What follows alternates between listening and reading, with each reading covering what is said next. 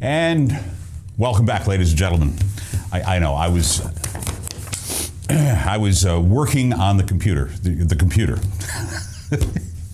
You know, we've talked about in the past native advertising and how slipping content into news feeds is all the buzz and all the rage. Native content is something that people will click on. It's less annoying than those silly banner ads that you see all over the place. But sometimes native advertising can go wrong. If you're putting up a cute story and you don't do the fact check, sometimes it goes sideways. What are we talking about? Well, recently, BuzzFeed created some native advertising regarding Mini Coopers in 11 awesome facts you didn't know about Rhode Island. They messed up on their fact check, and PolitiFact for Rhode Island caught them on it and said, pants on fire.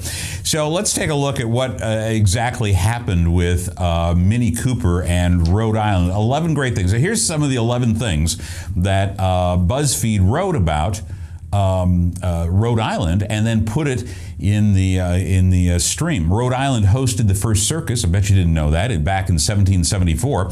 And this, you know, it's illegal to throw pickle juice. Yes, it's illegal to throw pickle juice on a trolley in Rhode Island.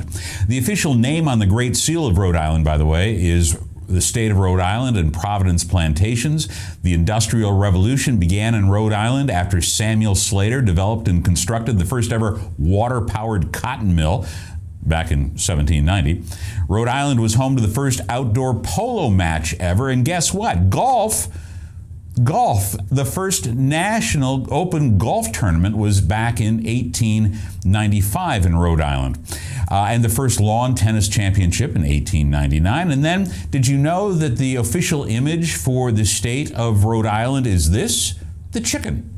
Yeah, why not? The Rhode Island Red. Rhode Island was named after the Greek Isle of Rhodes. Rhode Island never adopted, by the way, the 18th Amendment, also known as Prohibition. And it was once illegal in Rhode Island to sell toothpaste and a toothbrush to the same customer on a Sunday. Now, the problem is, ladies and gentlemen, the image that you're seeing right there, that's not quite true. Fact check there in Rhode Island said, that's not exactly accurate. It's never really been against the law. And then the map of Rhode Island that they talked, okay, this was named after the Isle of Rhodes, and they said in the article, the island was named after the Greek island of Rhodes, and they had this image with it. The only problem is, kids, that's not Greek writing. That's something called Cyrillic. But what the heck? Mini Cooper isn't normal anyway, right? Anyway, when you're doing fact checking, when you're doing native advertising in the stream, you got to make sure that whatever you're talking about, the facts are accurate. One more image we've got to show you, a Mini Cooper. We're on this Mini Cooper kick today. I don't know if you know about this or not, but this image and tweet, last week, the advertising firm Butler, Shine, Stern and Partners created a mini ad, which they tweeted from a Twitter account they also called Carlos D. Motor. And it says, as you can see, want to get your hands on my stick? It was, of course, a reaction to the new Carlos Danger handle for sexaholic Anthony Weiner.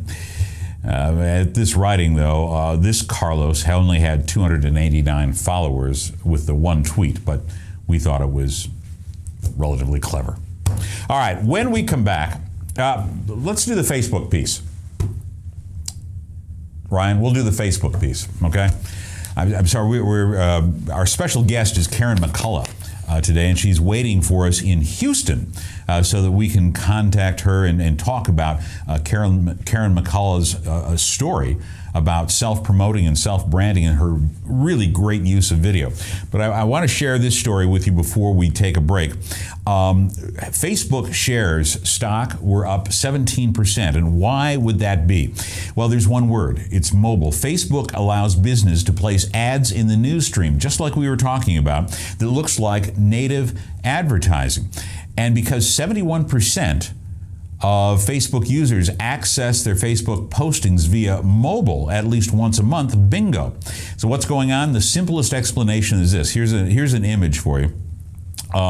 What's going on is they are placing ads within the stream, and so that appear in desktop and in mobile the same way. And mobile streams are delivering all kinds of reactions for advertisers who have now increased their Facebook budgets.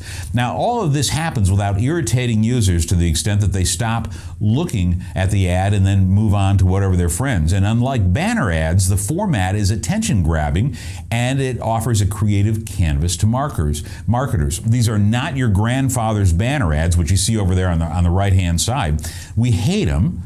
And by the way, not many people click on them anyway. Facebook's mobile news feeds are designed to blend in with the flow of posts from friends and brands that users get to update from. And while much of Facebook's success in mobile has to do with its unmatched scale and propensity of smartphone users to use their devices for social networking, a lot is the result of company strategy. It elected to integrate the desktop and mobile user experience as well as the ad experience. So there you go. Facebook seems to have captured the market when it comes to utilizing mobile to correctly push ads for other people. When we come back, we're going to be talking with Karen McCullough out of Houston, Texas. Karen is a nationally known speaker. She's a personal friend, and I caught a video that she did, and we're going to show you that a little bit later on too, because it is absolutely a stunning example of how you should use video to market yourself or your product.